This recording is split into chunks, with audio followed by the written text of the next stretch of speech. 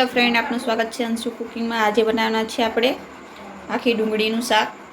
આપણે આ રીતે નાની ડુંગળી કટિંગ કરી લીધી છે,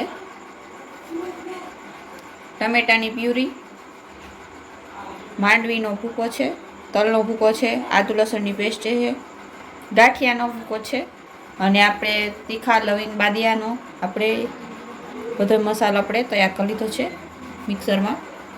હવે આપણે ડુંગળીને તળી લઈશું। તેલ ગરમ થઈ ગયું છે, તો હવે આપણે આની અંદર ડુંગળી નાખી દઈશું, તળી લઈશું ડુંગળીને।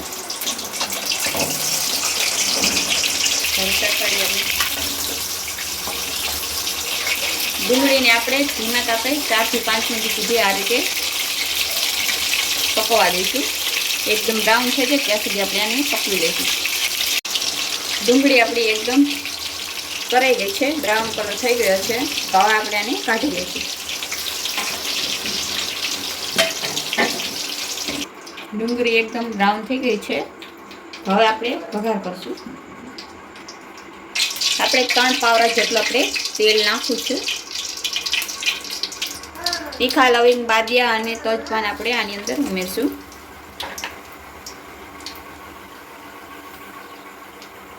હવે આપણે 1 ચમચી જેટલું જીરું નાખશું। આપણે આદુ લસણ અને મરચાંની પેસ્ટ નાખશું।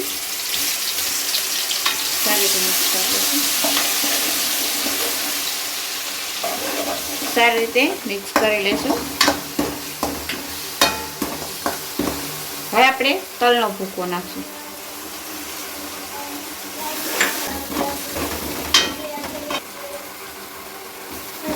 હવે આપણે ટમેટાની પ્યુરી નાખશું। તેલ એકદમ છૂટું ન પડે ત્યાં સુધી આપણે આને આ રીતે સાતળી લઈશું। હવે આપણે ગરમ મસાલો નાખશું। તીખા લવિંગ બાદી આપણે ખાંડેલા હતા એ આપણે ગરમ મસાલાની અંદર ઉમેરી દઈશું।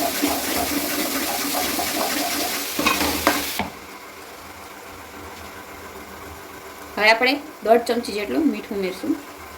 તમે તમારા સ્વાદ પ્રમાણે લઈ શકો। હવે આપણે 2 ચમચી આપણે ચટણી ઉમેરશું। 1 ચમચી આપણે ધાણા જીરું પાવડર ઉમેરશું।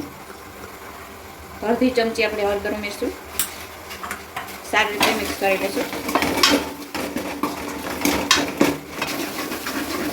હવે આપણે આ પ્યુરીને તેલ એકદમ છૂટું પડે ને ત્યાં સુધી આપણે આ રીતે સાંકળી લઈશું। તો તેલ એકદમ છૂટું પડી ગયું છે, તો આપણે 1 ગ્લાસ જેટલું પાણી ઉમેરશું।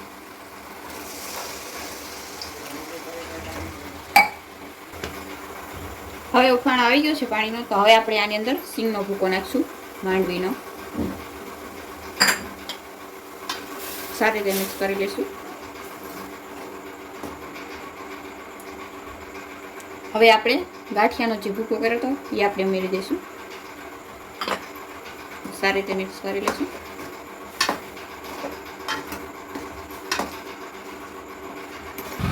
હવે આપણે જે ડુંગળી તળેલી હતી એ આપણે આની અંદર ઉમેરી દઈશું।